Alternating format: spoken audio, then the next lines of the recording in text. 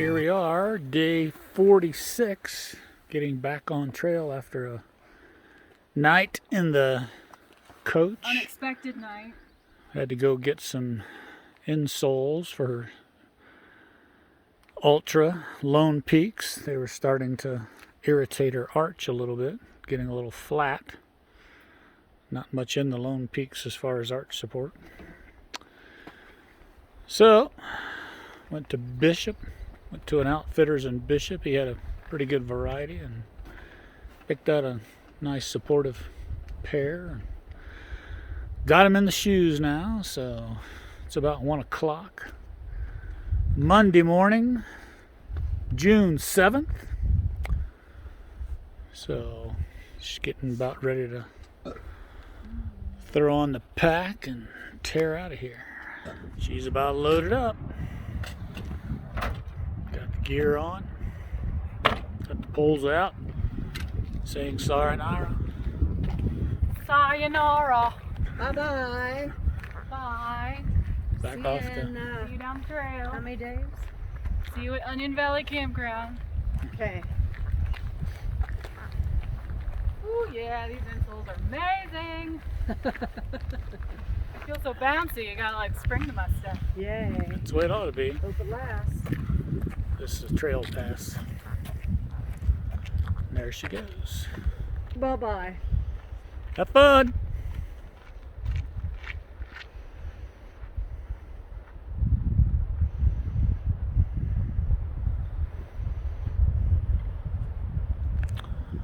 Back walking towards PCT. Got about a 2-mile hike back to the PCT. And she's going to go up about 7 or 8 miles today at camp early.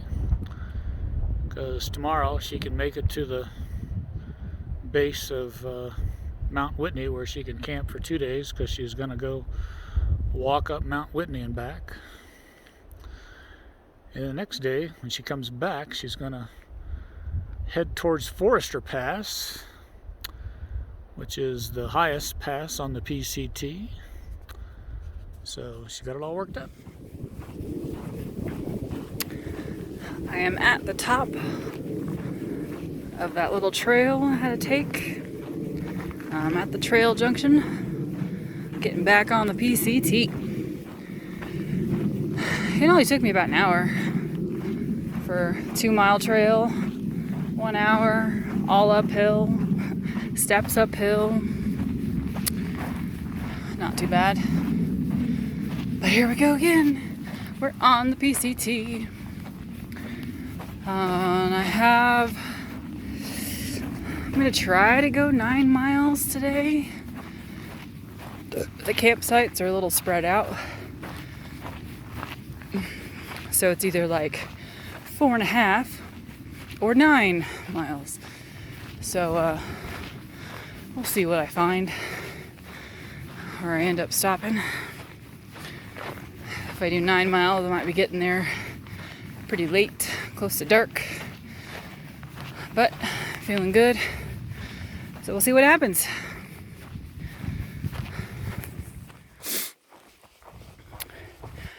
This is a pretty neat change of scenery here.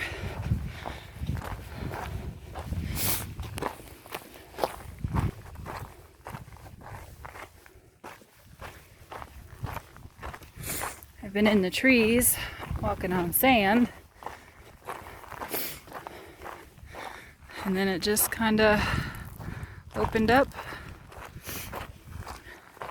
into this little grassy meadow. And the sun's coming out, clouds are dissipating, so that's always nice. The air is cool.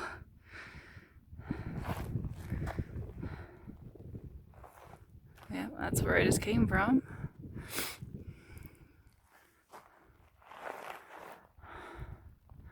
And I just saw this big brown beaver looking type animal. And he went between these 2 rocks for shelter or just to get away from me. I didn't scare him or anything, but I saw him and he went between these rocks and I kind of took a peek around, and then I could see his two eyes and his nose. He had like a white little nose peeking out from the shadow of the rock. I was like, all right, he's scared. I won't mess with him. I won't try to get a picture of him. But darn it, if I was paying closer attention, I probably could have got him on video or taken a picture of him.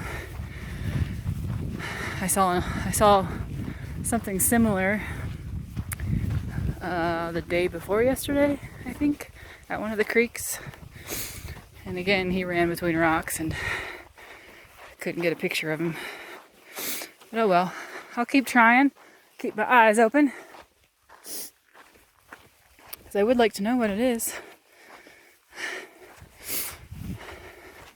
He's definitely twice the size as a squirrel. Not a squirrel, that's for sure. So.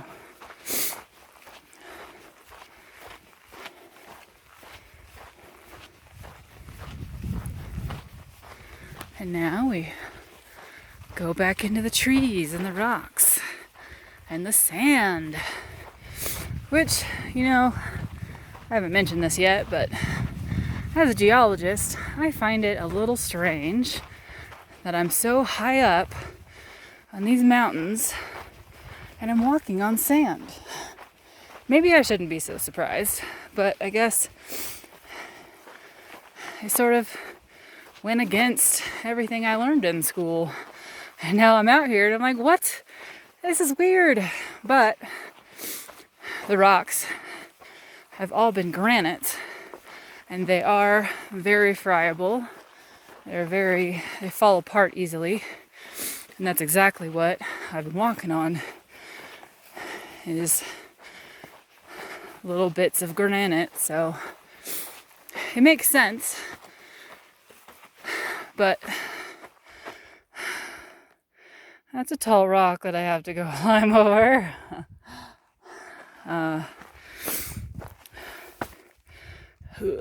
Big step. Whew. But yeah, I mean, it makes sense because it's granite. It falls apart easily. So that's pretty much all this mountain has been made of. Past couple days, it's been all granite. But I would just think, I mean, as a geologist, you think the top of the mountains, highest elevation, you're gonna get bigger rocks, not sand. You know, you get sand when you get farther away from the source rock. But my mind has been blown.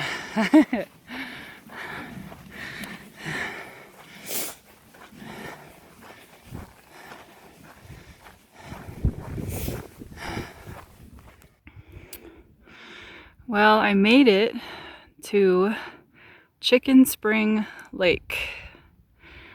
And the wildest part about this is this peak and this peak. I was watching from the other side of the mountain. And I was like, wow, these peaks are really cool. And I was like trying to see what they look like on the map. And I thought it was called Cirque Peak. Now I'm not really sure. But I had no idea that this lake was in the middle of them and that I was going to hike down to it. How freaking awesome is that? So yeah, I'm going to take a break.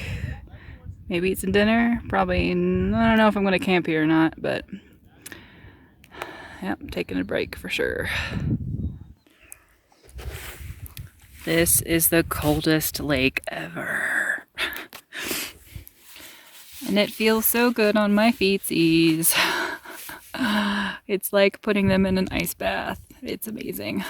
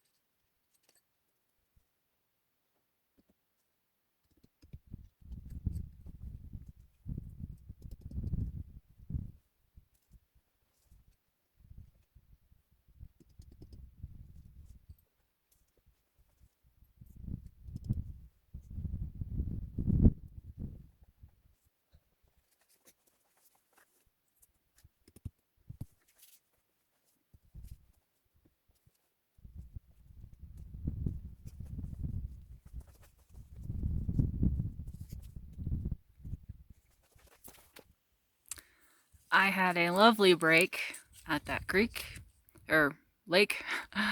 And then a lot of people started showing up, which is normal. There's a pretty huge campground around there. And I didn't quite feel safe with a whole bunch of people there because that attracts a lot of bears. And there were some people there that, whatever, you'll read about it in my blog.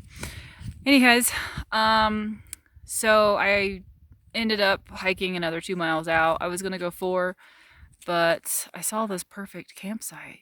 I mean, it's like all to myself. No one else is here. It's beautiful. The sun is still up, so I'm just going to relax and eat some food and then crash out. So, have a good night.